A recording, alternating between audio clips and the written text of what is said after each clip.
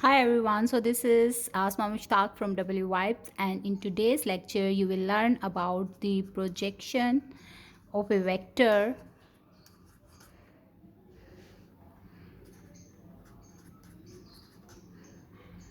on another vector. So this is very interesting topic. As you can see, this projection concept can be utilized later on for orthogonalizing or orthonormalizing the given set of the vectors. So let's just first learn what is meant by the projection of a vector.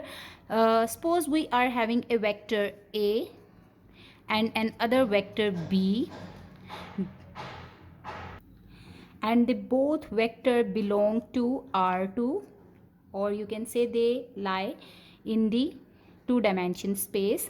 So let's say this is the vector A, if I do draw it graphically, and this is the vector B, and if I draw the projection of A on another vector B, as I am drawing it right now.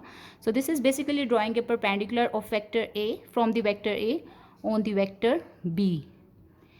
Then the length of the vector A along B is actually known as the scalar projection of A on B, and we can find it using the concept of the dot product.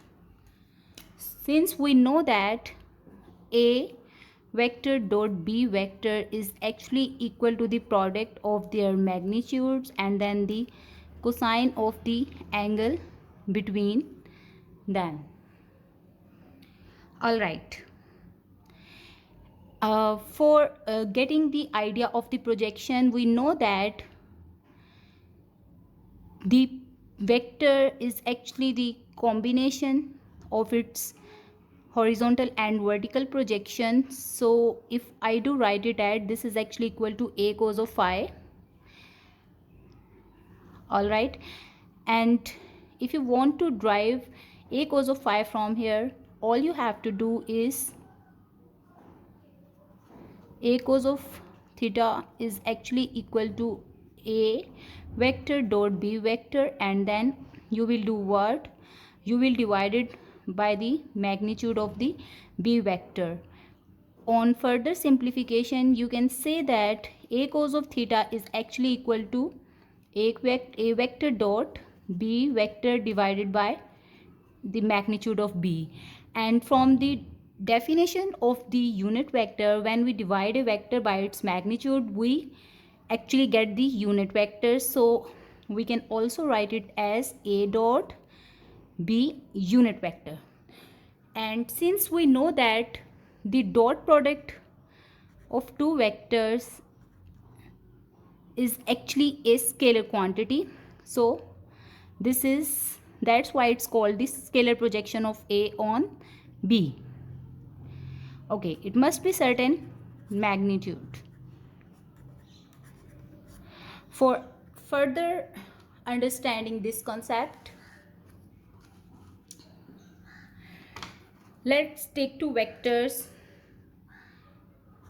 A, which is equal to 2ax hat plus 3ay hat, and B vector is equal to ax hat 1 unit like along the x-axis plus 2 units along the y-axis. Fine. So if you are interested in finding the projection of A on vector B, all you have to do is to just find the dot product of vector A with the unit vector of B. So the unit vector of B can be obtained by dividing B vector with its magnitude, and the magnitude is simply derived from the square of the components of its vector B. All right, so you will have ax hat plus 2ay hat divided by under root 5. Okay, now let's just find the scalar projection by taking the dot product of A with unit vector of B. So 2ax hat plus 3ay hat are actually written like that, and I'm just simplifying this expression. You know that during the dot product of two vectors, we just multiply the corresponding components that are lying along the same axis. Since the dot product of two vectors that are lying along two different axes like x and y results in angle theta is equal to 90 degree, and we know that cos of 90 degree is equal to 0. So that's why only the corresponding components of the vectors are multiplied. So 2 into 1 plus 3 into 2